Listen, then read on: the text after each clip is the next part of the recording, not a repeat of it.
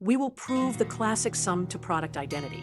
Our goal is sin A plus sin B equals 2 times sine of open parenthesis, A plus B over 2 close parenthesis, times cosine of open parenthesis, a minus B over 2 close parenthesis. Step 1. Introduce the average and the half difference.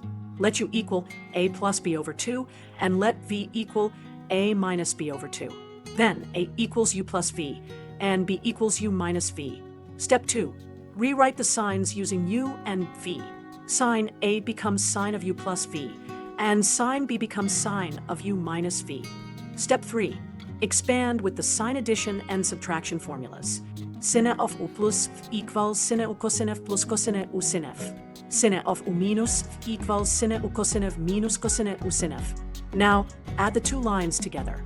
The plus cosine U sin V and the minus cosine U sin V cancel. What remains is 2 copies of sine U cosine V. Step 4. Combine the results.